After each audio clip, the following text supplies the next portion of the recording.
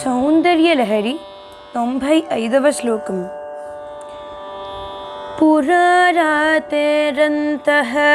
పురమసి తతస్వచ్చరణయోః సపర్యమర్యాదా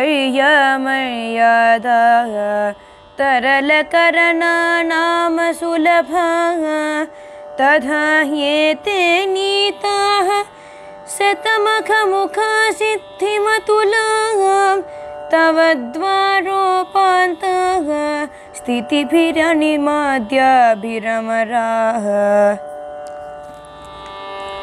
అమ్మా, నీవు పురారి అయిన పరమశివుని అంతఃపుర నివాసినివైన పట్టపురాణివి. అందువల్ల నీ పాద పద్మములను సేవించే భాగ్యము చంచల చిత్తులైన వారికి దుర్లభమైనది.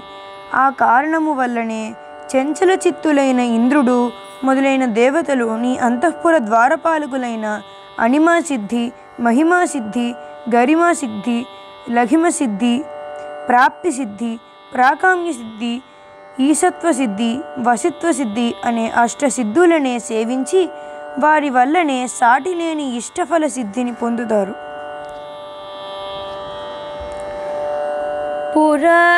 పురారాతేరంతః పురమసి తతస్వచ్చరణయోః సపర్యమర్యాదా తరళకరణానామ సులభః తథా హ్యేతే సీతాః శతమఖముఖసిద్ధిమతులాః తవ ద్వారోపాంతః స్థితిభిరనిమాద్యాభిరమరాః. సౌందర్యలహరిలోని 95వ శ్లోకాన్ని ప్రతిరోజు బ్రహ్మముహూర్త కాలంలో 108 సార్లు జపించి తిలలు కలిపిన అన్నాన్ని అంటే నువ్వులు కలిపిన అన్నాన్ని అమ్మవారికి నైవేద్యంగా పెట్టాలి. పెట్టి ఆ నూనె ఉంటుంది కదా, నువ్వుల నూనెను వ్రణాల మీద బాగా రాయాలి. ఈ విధంగా 11 రోజులు చేస్తే ఎంతటి వ్రణములు గాయాలు అయినా సరే మానిపోతాయి. ఒకవేళ ఇంకా మొండి వ్రణాలు అయితే కనుక 11 రోజులు యంత్రం నూనెలో ఉంచి రోజు మంత్రజపం చేసి ఆ నూనెను వ్రణాలకు పట్టిస్తూ ఉంటే ఎంతటి మొండి గాయాలు వ్రణాలైనా సరే నయమైపోతాయి అన్నమాట.